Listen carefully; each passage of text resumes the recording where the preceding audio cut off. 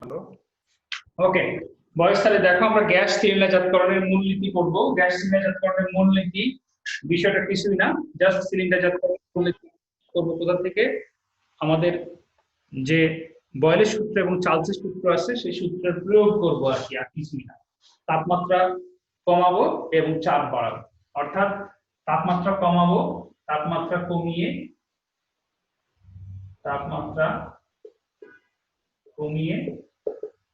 দুই চাপ বাড়িয়ে। কেন? আমরা জানি তাপমাত্রা কমালে আয়তন কমবে, আবার চাপ বাড়ালেও আয়তন কমবে, কমে তোমার তরলের দিকে যেতে থাকবে। তো সুতরাং তাপমাত্রা কমিয়ে, এখন বিষয় হচ্ছে সকল গ্যাসে কিন্তু তুমি তাপমাত্রা যে তুমি কমিয়ে যে কতটুকু কমাবা সেটার একটা ব্যাপার আছে, যে যে কোনো তাপমাত্রার কোনো গ্যাসকে তুমি চাপ প্রয়োগ করলে তা তরলে পরিণত হয় না। তরলে পরিণত হলে একটা নির্দিষ্ট তাপমাত্রায় ঠান্ডা করে নিয়ে আসতে হবে, সেই তাপমাত্রায় ঠান্ডা করে নিয়ে এসে তারপরে তোমার হচ্ছে সেইটা থেকে চাপ প্রয়োগ করলে সেটা তরলে পরিণত হয়, তাছাড়া তরলে পরিণত হয় না। ঠিক আছে? তো সুতরাং যেমন দেখো, সেই তাপমাত্রাকে আমরা বলি সন্ধি তাপমাত্রা, সন্ধি তাপমাত্রা বা সংকট তাপমাত্রা, সন্ধি বা সংকট তাপমাত্রা, সন্ধি বা সংকট তাপমাত্রা, সন্ধি বা সংকট তাপমাত্রা।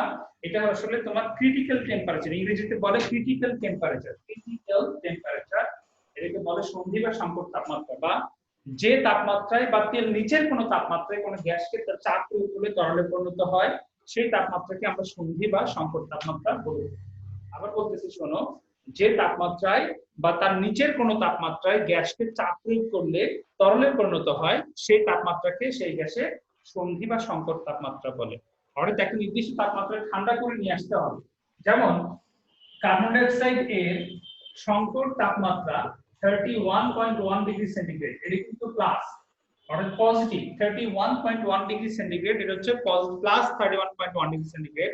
অনেক সময় অবজেক্টিভে তোমাকে -31.1 ডিগ্রি সেন্টিগ্রেড দিয়ে দিতে পারে।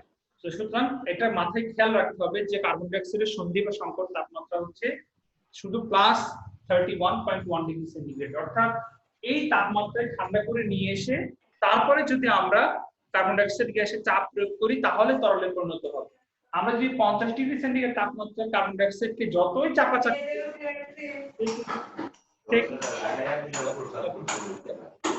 সংজ্ঞাটা আবার বলেন তো স্যার। মিউট করো, মিউট কর। যেমন দেখো কার্বন ডাই অক্সাইডের সংকট তাপমাত্রা হচ্ছে 31.1 ডিগ্রি সেন্টিগ্রেড। তুমি যদি 50 ডিগ্রি সেন্টিগ্রেড তাপমাত্রার তুমি যদি গ্যাসকে, হ্যাঁ, যতই তুমি চাপ প্রয়োগ করো না কেন, কার্বন ডাই অক্সাইড গ্যাস তরলে পরিণত হবে না। কেন? কারণ এই তাপমাত্রায় ঠান্ডা করে নিয়ে আসা হয়নি। 50 ডিগ্রি তাপমাত্রার কার্বন ডাই অক্সাইড গ্যাসকে তোমাকে 31.1 ডিগ্রি সেন্টিগ্রেড তাপমাত্রায় ঠান্ডা করে নিয়ে আসতে হবে, তাহলে সে তরলে পরিণত হবে। একবার মানে কি 20 ডিগ্রি সেন্টিগ্রেড তাপমাত্রায় কার্বন ডাই অক্সাইড গ্যাসকে যদি আমি চাপ প্রয়োগ করি তাহলে কি তরলে পরিণত হবে না? হবে, তখন চাপ আরো কম লাগবে। অর্থাৎ ক্রিটিক্যাল টেম্পারেচারের উপরের অবস্থাকে আমরা বলি গ্যাস, আর ক্রিটিক্যাল বা সন্ধি তাপমাত্রার নিচের অবস্থাকে আমরা বলি বাষ্প। ঠিক আছে? এটা গ্যাস এবং বাষ্পের মধ্যে পার্থক্য আছে। বাষ্প হচ্ছে সংকট তাপমাত্রার নিচের অবস্থা, আর গ্যাস হচ্ছে সংকট তাপমাত্রার উপরের অবস্থা। ঠিক আছে? সুতরাং কার্বন ডাই অক্সাইডের বাষ্পে পরিণত করে, বাষ্প করে নিয়ে এসে তারপরে চাপ প্রয়োগ করলে আমরা সেই তাপমাত্রায় সহজে কি হয়, তোমার চাপ প্রয়োগ করলে তরলে পরিণত হয়। সেই তাপমাত্রাকে আমরা বলতেছি সন্ধি বা সংকট তাপমাত্রা। এখন দেখো, সন্ধি বা সংকট তাপমাত্রায় ঠান্ডা করে নিয়ে আসবো, বা কোনো অন্যান্য অনেক গ্যাসের আছে সন্ধি বা সংকট তাপমাত্রা ডিফারেন্ট, ভিন্ন। তো সেই ক্ষেত্রে আমরা তাপমাত্রা কমাবো কিভাবে? তাপমাত্রা কমানোর বিশেষ কিছু পদ্ধতি আছে, যেমন হিম মিশ্র ব্যবহার করে। ঠিক আছে? তার তাপমাত্রা মানে হিম মিশ্র ব্যবহার করব মানে কি, ঠান্ডা কোনো কিছু প্রবাহ চালাবো, ঠান্ডা বস্তুর সংস্পর্শে এসে তোমার সেই আগ যে গোটা উত্তপ্ত সেটা ঠান্ডা হয়ে যাবে। এরপরে জুল থমসন প্রভাব প্রয়োগ করে, জুল থমসন প্রভাব, জুল থমসন প্রভাব, জুল থমসন প্রভাব প্রয়োগ করে, জুল থমসন প্রভাব প্রয়োগ করে আমরা কিভাবে করব? জুল থমসন প্রভাব প্রয়োগ করলে কি হবে? জুল থমসন প্রভাব মানে কি বলছে, অত্যধিক সংকুচিত কোনো গ্যাসকে হঠাৎ সম্প্রসারিত করলে গ্যাসের তাপমাত্রা হ্রাস পায়। হ্যাঁ, যেমন তুমি বডিতে দেখবা, বডি স্প্রে যখন ব্যবহার করো, বডি স্প্রে যখন প্রেস করো তখন দেখবা যে তোমার ছিদ্র ছিদ্র কানেকশন হয়। প্রেস করার জন্য কিন্তু গ্যাস বের হয়ে আসে না, আসলে ছিদ্র ছিদ্র তুমি কানেক্ট করে দিচ্ছ, কানেক্ট করে দিলে তখন ভিতরে অধিক প্রেসারে থাকা গ্যাস খুব দ্রুত ওই ছিদ্র দিয়ে কানেক্ট হওয়ার ফলে বের হয়ে আসতেছে। এই যে ছিদ্র দিয়ে দ্রুত বের হয়ে আসতেছে, তখন যখন তোমার বডিতে স্পর্শ করে দেখবে একটু ঠান্ডা অনুভূত হয়। এই ঠান্ডা হওয়ার পিছনে কারণই হচ্ছে জুল থমসন প্রভাব। অর্থাৎ কোন গ্যাসকে তুমি অত্যধিক সংকুচিত কোন গ্যাসকে হঠাৎ তুমি বাইরে সম্প্রসারণ করতেছো, যার কারণে গ্যাসের তাপমাত্রা হ্রাস পাচ্ছে। এখন হ্রাস পাওয়ার পিছনে মেইন কারণ কি? কারণ হচ্ছে তোমার গ্যাসকে একটা নির্দিষ্ট জায়গা থেকে, অর্থাৎ যখন গ্যাসগুলো একত্রে ছিল তখন কি আন্তঃআণবিক শক্তি বেশি ছিল, এখন এই আন্তঃআণবিক শক্তির বিরুদ্ধে তাকে চলে যেতে হচ্ছে দ্রুত তোমার বেগে, এক স্থান থেকে ওখান থেকে দ্রুত তোমার বডিতে চলে আসতেছে। এই যে দ্রুত বডিতে আসতেছে, এর জন্য তাকে কি করতেছে? কাজ করতে হচ্ছে। যেহেতু আমরা জানি দ্রুত বেগে ছুটে চলে যাওয়া বা কোন স্থান পরিবর্তন করা, বলের দিকে সরানো, এটা হচ্ছে কাজ। তো এই কাজ করতে গেলে তার শক্তির প্রয়োজন। এখন কত দ্রুত সময়ে সে যে বডিতে আসতেছে, এই সময়ের মধ্যে সে বাইরে থেকে কোনো শক্তি শোষণ বিকিরণ কিছুই করতে পারে না। তখন সে বডি টেম্পারেচার, অর্থাৎ যে পার্টিকেলটা তোমার বডিতে যাচ্ছে সেই পার্টিকেলের যে বডি টেম্পারেচার সেটাই সে কাজে পরিণত করে দেয়, যার কারণে ঠান্ডা হয়ে যায়। ঠিক আছে, তাপমাত্রাকে, অর্থাৎ বডির তাপমাত্রাকে, পার্টিকেলের বডি তাপমাত্রাকে সে কাজে পরিণত করতেছে, যার কারণে ঠান্ডা হয়ে যাচ্ছে।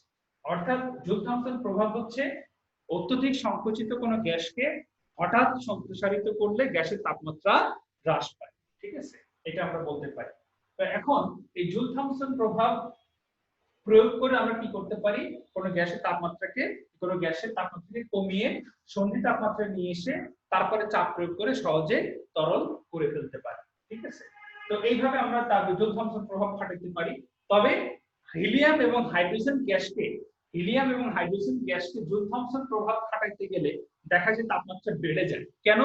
খুবই ক্ষুদ্র গ্যাস, ছোট গ্যাস, হ্যাঁ, এদের এক্সপ্যান্ড, এদের দ্রুত ছোটাছুটি করার ক্ষেত্রে তোমার হঠাৎ সংকুচিত কোনো গ্যাসকে তবে একটা নির্দিষ্ট তাপমাত্রায় ঠান্ডা করে নিয়ে এসে তারপরে জুল থমসন প্রভাব খাটাইলে তাহলে তাদের গ্যাসের তাপমাত্রা হ্রাস পায়, এবং সেই তাপমাত্রাকে আমরা বলি উৎক্রম তাপমাত্রা। সেটাকে আমরা বলি উৎক্রম তাপমাত্রা।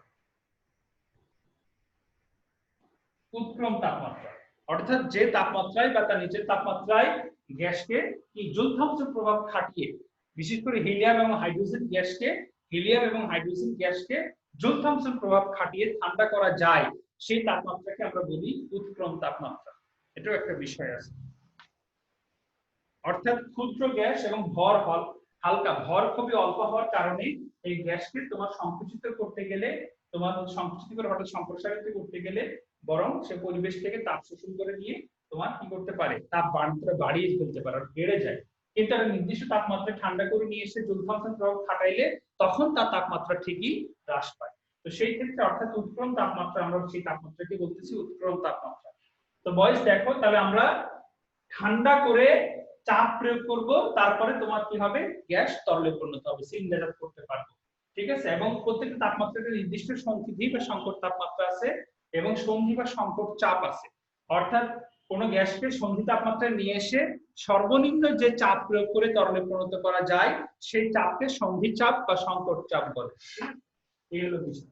সুতরাং সন্ধি বা সংকট চাপটাও খুব সিম্পল, অর্থাৎ সম্পূর্ণ গ্যাসকে সংকট তাপমাত্রা নিয়ে এসে সর্বনিম্ন যে চাপ প্রয়োগ করলে তা তরলে পরিণত হয় সেই চাপকে আমরা সন্ধি চাপ বা সংকট চাপ বলি। যেমন দেখো তোমার সিএনজি, এলপিজি, এলএনজি, হ্যাঁ, এলপিজি কি লিকুইফাইড পেট্রোলিয়াম গ্যাস, সিএনজি কি কম্প্রেসড ন্যাচারাল গ্যাস, ঠিক আছে, এলএনজি কি লিকুইফাইড ন্যাচারাল গ্যাস। অর্থাৎ এই সকল গ্যাসগুলোকে আমরা তোমার এই প্রভাব খাটিয়ে আমরা তরলে বা সিলিন্ডারজাতকরণ করে থাকি। ঠিক আছে, আশা করি এগুলো বুঝতে পেরেছো, খুব সিম্পল জিনিস। এরপরে দেখো যে টপিকটা আলোচনা করব সেটা হচ্ছে নাইট্রোজেন ফিক্সেশন।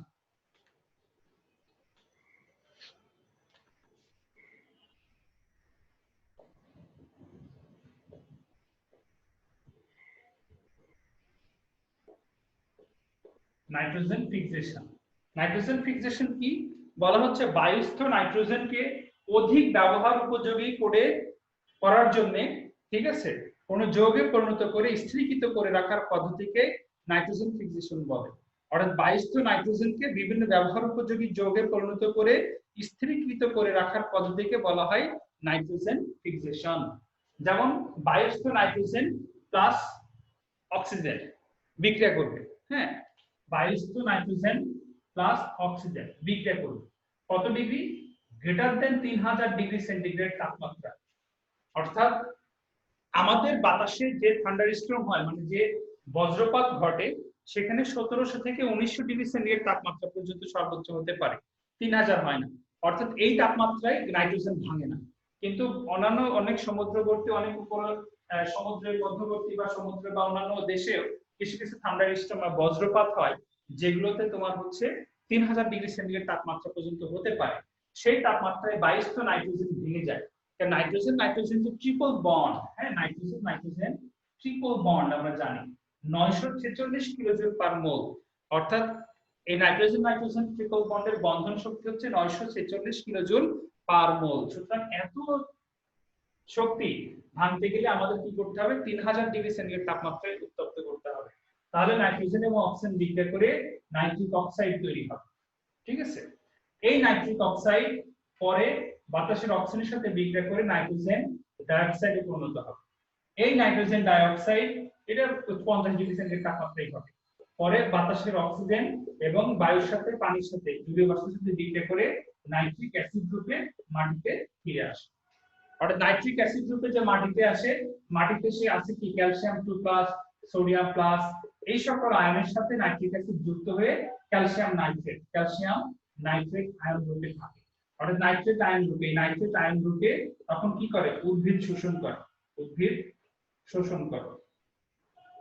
অর্থাৎ নাইট্রেট আয়ন রূপে উদ্ভিদ শোষণ করে।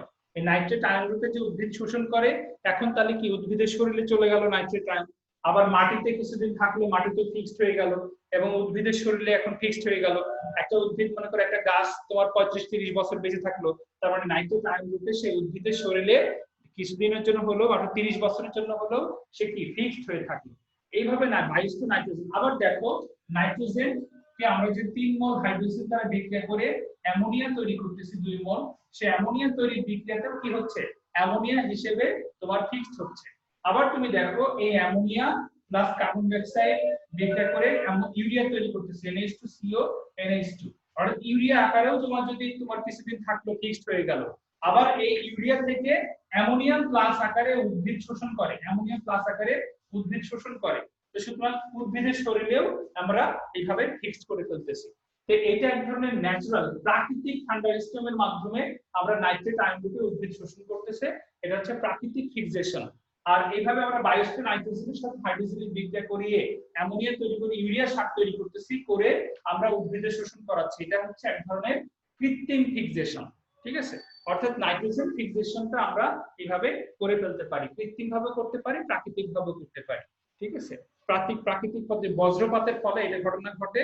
আর অ্যামোনিয়ার সংশ্লেষণ নাইট্রেট্রোবায়নে পরিণত, এগুলো আমরা করে থাকি তোমার কৃত্রিম ভাবে। এটা হলো কৃত্রিম ভাবে ফিক্সেশন হচ্ছে, এটা প্রাকৃতিক ভাবে ফিক্সেশন হচ্ছে। বজ্রপাত লিখে দিতে পারো, বজ্রপাত, বজ্রপাত। বজ্রপাতের ফলে যদি তোমার বজ্রপাত, তো বজ্রপাতের ফলে যদি তোমার কি হয়? নাইট্রিক অক্সাইডে রূপান্তর হয়। সেই nitric oxide oxygen, nitrogen dioxide, nitrogen dioxide, oxygen এবং পানির সাথে বিক্রিয়া করে নাইট্রিক অ্যাসিড মাটিতে ফিরে আসলো। নাইট্রিক অ্যাসিড অর্থাৎ অ্যাসিড বৃষ্টি রূপে মাটিতে ফিরে আসলো। মাটিতে ফিরে এসে মাটিতে ক্যালসিয়াম সোডিয়াম আয়নের সাথে ক্যালসিয়াম নাইট্রেট, সোডিয়াম নাইট্রেট এদের আয়ন হিসেবে থাকবে, যে মাটিতে কিছুদিনের জন্য ফিক্স থাকবে। এরপরেও যখন উদ্ভিদ শোষণ করলো, উদ্ভিদ শোষণ করে উদ্ভিদের শরীরে 30-35 বছরের জন্য ফিক্সড হয়ে গেল, বা আরো উদ্ভিদ আছে আরো অনেক বছর বাঁচে, কোনো কিছু আরো কম বাঁচে, সুতরাং সেই কম বছরের জন্য সে উদ্ভিদে ফিক্সড হয়ে গেল। আবার তুমি দেখো সেই উদ্ভিদ পচে যখন মাটিতে যাচ্ছে, তোমার ডিনাইট্রিফাইং ব্যাকটেরিয়া বা ওই ধরনের অনেক কিছু ব্যাকটেরিয়া আছে যে ব্যাকটেরিয়ার প্রভাবে সেগুলো ভেঙে আবার নাইট্রোজেন গ্যাসে পরিণত হয়ে আবার বাতাসে ফিরে যায়, যেটাকে আমরা বলি নাইট্রোজেন রিসাইকেল, অর্থাৎ নাইট্রোজেন চক্র। নাইট্রোজেন চক্রের মাধ্যমে আবার সে বাতাসে ফিরে যায়। কিন্তু আমরা বায়ুস্থ নাইট্রোজেনকে তারপরেও তো কিছুদিনের জন্য হলেও কোথাও না কোথাও প্রাকৃতিকভাবে ফিক্সড করতে পারি, আবার কৃত্রিমভাবে ফিক্সড করতে পারতেছি। এটাকে আমরা নাইট্রোজেন ফিক্সেশন বলি। খুব সিম্পল জিনিস, শুধু সংজ্ঞাটা অনেকবার বইতে পরীক্ষাতে আসছে। নাইট্রোজেন ফিক্সেশন বলতে কি বোঝায় 2 মার্কের কোশ্চেন হিসেবে আসছে, সুতরাং খুব সিম্পলি ওয়েতে তোমরা ব্যাখ্যা করে দিতে পারবে আশা করি।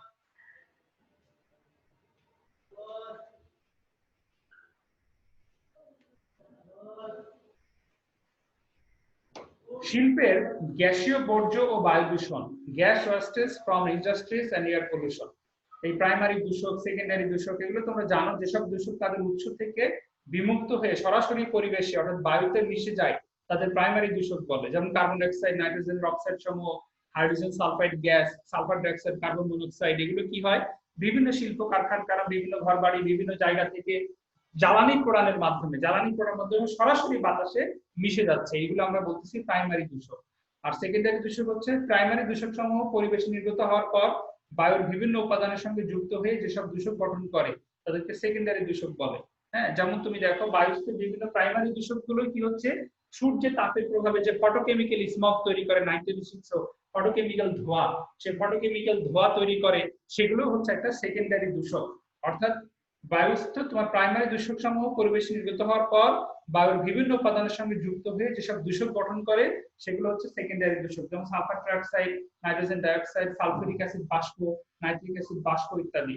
হ্যাঁ, ভৌত অবস্থা অনুসারে দূষক দুই প্রকার, যেমন গ্যাসীয় দূষক, কণা জাতীয় দূষক ইত্যাদি। এই সকল দূষক গ্যাসীয় দূষক আবার দুই প্রকার, অজৈব গ্যাসীয় দূষক, জৈব গ্যাসীয় দূষক। যেমন কার্বন মনোক্সাইড, কার্বন ডাইঅক্সাইড, এগুলো অজৈব, সালফার ডাইঅক্সাইড, SO2।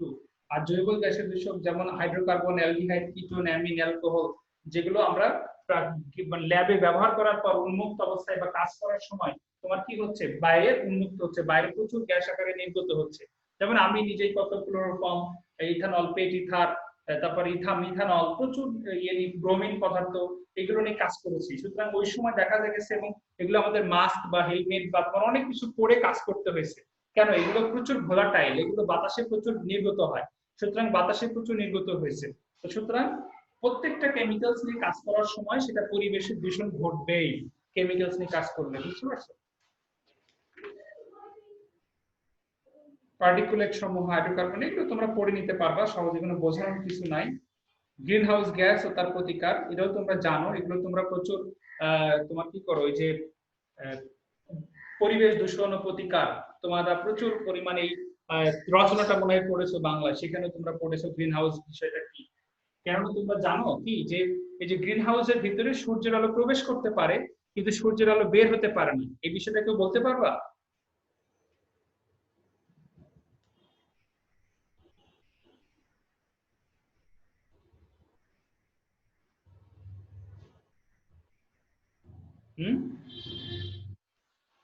সূর্য মানে গ্রিন হাউসের মধ্যে, অর্থাৎ কাচের তৈরি যে ঘর, এই কাচের তৈরি ঘরে সূর্যের আলো প্রবেশ করতে পারে কিন্তু বের হতে পারে না।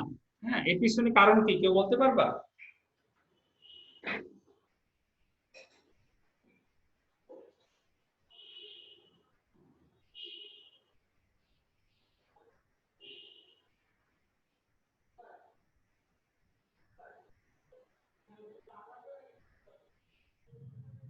কেউ কথা বলো না, কেউ বলতে পারবে না? নাবিল ফারুক, রাফিন, বলো। কিছু তো মাথায় আসতেছে না স্যার। কি বলো? তোমার সিলিকন ডাইঅক্সাইড বাধা দেয়। হ্যাঁ, কাঁচের তৈরি যে ঘর, এই কাঁচের তৈরি ঘরে কি থাকে? বিভিন্ন গাছপালা থাকে, উদ্ভিদ থাকে, ঠিক আছে, বিভিন্ন গাছপালা থাকে। তো গ্যাসগুলো স্যার বের হইতে দেয় না স্যার।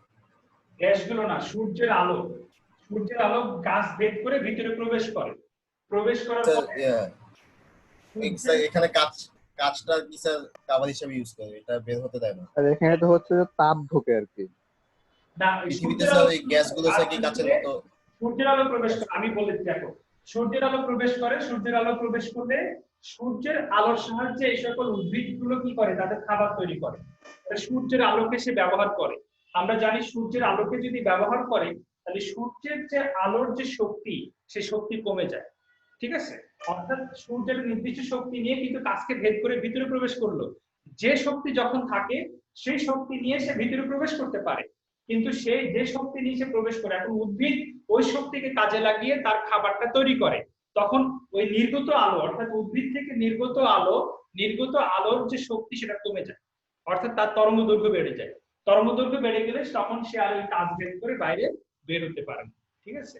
অর্থাৎ প্রবেশকৃত আলো তরঙ্গ দৈর্ঘ্য বেশি, কেন? শক্তি বেশি, কিন্তু নির্গত রশ্মি, অর্থাৎ উদ্ভিদ থেকে নির্গত যে রশ্মি, অর্থাৎ কাজ করে ক্ষমতা, খাদ্য শক্তি, খাদ্য অর্জন মানে তৈরি করার পর নির্গত যে রশ্মি, সেই নির্গত রশ্মির তরঙ্গ দৈর্ঘ্য বেড়ে যায়, অর্থাৎ শক্তি কমে যায়, যার কারণে সে ওই কাঁচ ভেদ করে বাইরে বের হতে পারে না, ফলে আটকা পড়ে। সুতরাং এই রুমটা তখন কি হবে, গরম হয়ে যাবে, অর্থাৎ আস্তে আস্তে তাপমাত্রা বৃদ্ধি পাবে। তেমনি আমাদের পৃথিবীর চারিপাশে যে তোমার হচ্ছে কি হচ্ছে ক্লোরোফ্লোরোকার্বন। সালফার আর ডাইঅক্সাইড। উদ্ভিদ থেকেও কি রশ্মি বের হয়? হ্যাঁ হ্যাঁ, উদ্ভিদ থেকেও আলোক রশ্মি বের হয়। তোমার কেননা ও তো পাতা টাতা কি করতেছে, সূর্যের আলোর প্রভাবে শক্তি তোমার সূর্যের আলো ব্যবহার করতেছে, করে তোমার সেই শক্তির কাজে লাগিয়ে খাবার তৈরি করবে। এখন কি করবে, যেটা প্রয়োজন হয়নি সেই শক্তিটা আবার কি করবে, বিকিরণ করবে, নির্গত করবে, অর্থাৎ বিকিরিত করবে। প্রত্যেকটা বস্তু, তুমিও শক্তি বিকিরণ করতেছো, অর্থাৎ তোমার শরীরের উপরে আলো পড়তেছে, তোমার শরীর সেই আলো শোষণ করে আবার বিকিরণ করে সেই বিকিরিত রশ্মি আমার চোখে আসতেছে, যার কারণে আমি তোমাকে দেখতে পাচ্ছি। অর্থাৎ পৃথিবীর প্রত্যেকটা বস্তু যার উপরে আলো পড়বে, অর্থাৎ দৃশ্যমান প্রত্যেকটা বস্তুই আলো বিকিরণ করে বলেই আমরা তাকে দেখতে পাই। তো সুতরাং এটা তো স্যার প্রতিফলন। হ্যাঁ, প্রতিফলন না, এটা এক ধরনের বিকিরণ, বুঝছো? প্রতিফলন বিষয়টা হচ্ছে আয়নাতে ঘটে, সেগুলো আমাদের আলাদা বিষয়। যতটুকু দেয় অতটুকু মানে ফেরত আসে। আসে, তার কিছুটা শোষিত হয়, কিছুটা বিকিরিত হয়, ঠিক আছে, আবার কিছুটা প্রতিফলন হয়। প্রতিফলন যে একেবারে হয় না, ভিটামিন ডি তে প্রতিফলন হয়, কিছুটা প্রতিফলন হয়। তো দেখো পৃথিবী কি কাজ করছে, সূর্যের আলোর প্রভাবে কিন্তু পৃথিবী উত্তপ্ত হয়, হ্যাঁ, আবার রাতের বেলা সূর্য থাকে না, ফলে পৃথিবী সেই তাপ বিকিরণ করে, সেই বিকিরিত তাপ মহাশূন্যে হারিয়ে যায়, মহাশূন্যে হারিয়ে গেলে যে পৃথিবী আবার ঠান্ডা হয়।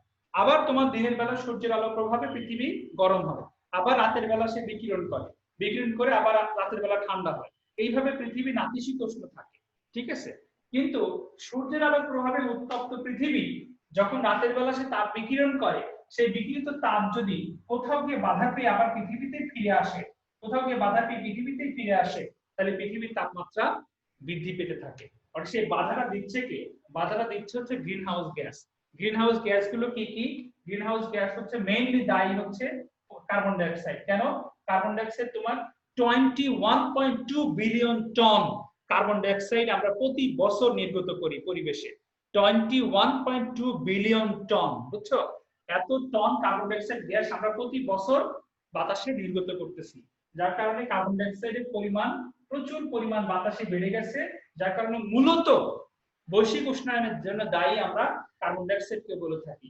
এছাড়াও CFC gas, methane gas, sulphur dioxide gas, nitrogen dioxide gas, এই সকল গ্যাসগুলোকে আমরা, এবং নাইট্রোজেন NOx ধরা হয়, নাইট্রোজেনের বিভিন্ন অক্সাইড আছে, এই বিভিন্ন অক্সাইড আমরা ব্যবহার করি, অর্থাৎ এইগুলোকে আমরা কি বলি, গ্রিন হাউস গ্যাস বলি।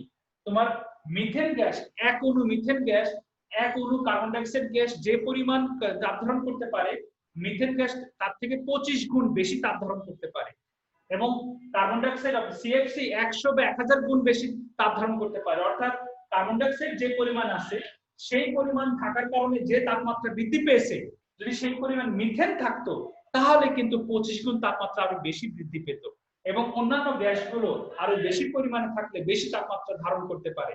সেই জন্য এই গ্যাসগুলো লেয়ার তৈরি হয়েছে পৃথিবীতে, এই পৃথিবীর চারিদিকে গ্যাসগুলো বৃদ্ধি পেয়েছে, যার কারণে ওই লেয়ারে তোমার পৃথিবী থেকে নির্গত রশ্মি বাধা পেয়ে আবার পৃথিবীতে ফিরে আসে, যার কারণে বৈশ্বিক উষ্ণায়ন সৃষ্টি হচ্ছে, মেরু অঞ্চলের বরফ গলে যাচ্ছে, এবং তাপমাত্রা বৃদ্ধির ফলে যেহেতু তাপ পদার্থের প্রসারণ ঘটে, তো আমরা জানি যে সি লেভেল রাইজ করে কি কারণে, সি লেভেল রাইজ করে একটা কারণে আমরা জানি যে তোমার মেরু অঞ্চলের বরফ গলে গিয়ে সি লেভেল রাইজ করতেছে। কিন্তু আমাদের এটাও জানতে হবে যে তাপমাত্রা বৃদ্ধি পেলে যে কোনো পদার্থের আয়তন বৃদ্ধি পায়, অর্থাৎ পানির আয়তন কিন্তু বৃদ্ধি পাচ্ছে। অর্থাৎ সি লেভেল রাইজ করার পিছনে দুইটা কারণ, একটা মেরু অঞ্চলে তাপমাত্রা, মেরু অঞ্চলে বরফ গলে গিয়ে তাপ সি লেভেল রাইজ করতেছে, আর একটা হচ্ছে তাপমাত্রা বৃদ্ধির ফলে এই যে অজস্র জলরাশি তাপমাত্রা বৃদ্ধির ফলে অল্প একটু স্ফীত হলেও, মানে আয়তনটা একটু প্রসারিত হলেও কিন্তু অনেকখানি প্রসারিত হয়ে যাবে। তো সুতরাং সি লেভেল রাইজ করতেছে, যার কারণে অনাকাঙ্ক্ষিত বন্যা, এই যে বাংলাদেশে এখনো বন্যার প্রকোপ কিন্তু কমতেছে না, এবং 2050 সালের মধ্যে এটি স্থিরভাবে ধীরে স্থিরভাবে প্রমাণিত হচ্ছে যে আস্তে আস্তে বাংলাদেশের 2/3 পানি কিন্তু পানির নিচে চলে যাওয়ার সম্ভাবনা আছে। অর্থাৎ বাংলাদেশ একটা ভালনারেবল কান্ট্রি, এবং বাংলাদেশের কিন্তু প্লেট টেকটনিক যে তত্ত্ব, এই যে প্লেটের যে ঘর্ষণ, সেটাও কিন্তু বাংলাদেশের কাছাকাছি, সুতরাং ভূমিকম্প এবং তোমার এই যে জলবায়ুর পরিবর্তনের ফলে, যে বৈশ্বিক উষ্ণায়নের পরিবর্তনের ফলে যে জলবায়ুর সম্মুখীন, মানে বিশ্ব সবচেয়ে যে ক্ষতির সম্মুখীন দেশ, সেটা কিন্তু বাংলাদেশ। ঠিক আছে, এটা ভালনারেবল কান্ট্রি। তো সুতরাং এখানে বিল্ডিং গাড়ি বাড়ি করে কোনো লাভ নেই। এই জন্য অনেকেই কি করতেছে, ভালোভাবে পড়াশোনা করে আইএলটিএস, জিআরই, টোয়েফল দিয়ে বিদেশে পাড়ি জমাচ্ছে। তো সুতরাং এগুলো আগে থেকে সচেতনতা সৃষ্টি হচ্ছে। তো সুতরাং কিন্তু আমাদের দেশের উন্নয়ন ঘটাতে হলে এই সকল মেধাকে আমরা পাচার না করে মেধাকে আমাদের কাজে লাগাতে হবে, আমাদের দেশেই রাখতে হবে, দেশেরই মূল্যায়ন করতে হবে। তোমাদেরকে তো আমরা মূল্যায়ন করতে পারি না, এই জন্য সমস্যা। তো যাই হোক, ওটা বিষয় না। তো আমরা বৈশ্বিক উষ্ণায়নের ফলে তাহলে কি হচ্ছে, তোমার মেরু অঞ্চলে বরফ গলে গিয়ে অনাকাঙ্ক্ষিত বন্যা সৃষ্টি করতেছে এবং সি লেভেল রাইজ করতেছে, এবং যার ফলে যা যা হওয়ার কথা তা হয়ে যাবে, এবং এগুলোর ইফেক্ট তোমরা অনেকবার পড়েছো। কিন্তু আমি শুধু জানালাম যে কিভাবে তোমার গ্রিন হাউসটা কাজ করে, এবং সেই গ্রিন হাউসের কি একই ইফেক্ট কিভাবে পৃথিবীতে আসে, যে কিভাবে পৃথিবীর তাপমাত্রা বৃদ্ধি পাচ্ছে, সেটা একটু জানালাম কেমিস্ট্রির আলোকে। তো বয়স দেখো, এর ফলে তোমার এইগুলো হয়, গ্রিন হাউস গ্যাস, জলীয় বাষ্প, মিথেন, নাইট্রোজেন ডাইঅক্সাইড, সিএফসি, সবই হয় গ্রিন হাউস গ্যাসের প্রভাব। এগুলো আমরা পড়েছি। সিএফসি, ক্লোরোফ্লোরোকার্বন, বিষয়টা কি?